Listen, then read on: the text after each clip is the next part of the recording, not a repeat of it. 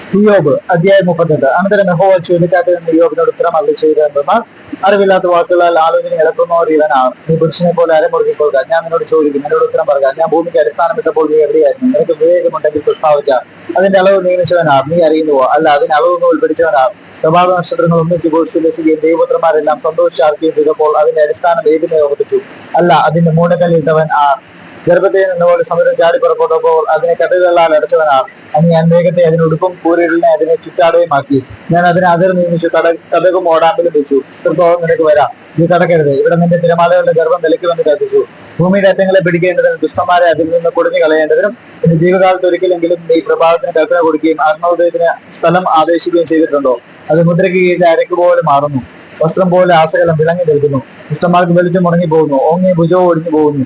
നീ സമുദ്രത്തിന്റെ ഉറവുകളോളം ചെന്നിട്ടുണ്ടോ? ആഴിയുടെ ആഴത്തിൽ സഞ്ചരിച്ചിട്ടുണ്ടോ?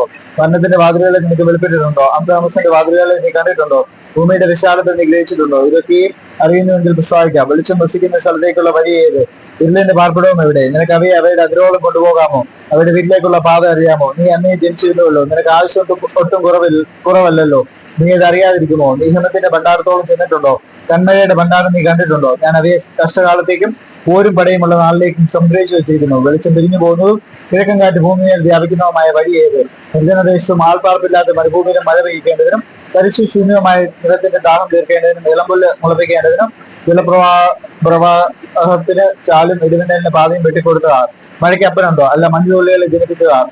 ആറ് ഗർഭത്തിൽ നിന്ന് ഹിമം പുറപ്പെടുന്നു, ആകാശത്തിലെ നീഹാരത്തെ ആർ പ്രസവിക്കുന്നു. വെള്ളം കല്ലുപോലെ ഉറച്ചു പോകുന്നു, ആഴിയുടെ മുഖം കട്ടിയായിത്തീരുന്നു. കാർത്തികയുടെ ചെങ്ങല നിനക്ക് ബന്ധിക്കാമോ? മകേരത്തിന്റെ ബന്ധനങ്ങൾ അഴിക്കാമോ? നിനക്ക് രാശി ചക്രത്തെ അതിന്റെ താഴത്ത് പുറപ്പെടുവിക്കാമോ? സപ്തർഷികളെയും മക്കളെയും നിനക്ക് നടത്താമോ? ആകാശത്തിലെ നിയമങ്ങളെ നീ അറിയുന്നുവോ? അതിന് ഭൂമിയിലുള്ള സ്വാധീനങ്ങൾ നിർണ്ണയിക്കാമോ? ജലപ്രവാഹം നിന്നെ മൂടേണ്ടതിന് നിനക്ക് മേഘങ്ങളോട് ശബ്ദം വരുത്താമോ? അടിയങ്ങൾ വിടകൊള്ളുന്ന നിന്നോട് പറഞ്ഞ് പുറപ്പെടുവാൻ തട്ടുവാണ് നിനക്ക് മിന്നലുകളെ പറഞ്ഞയക്കാമോ?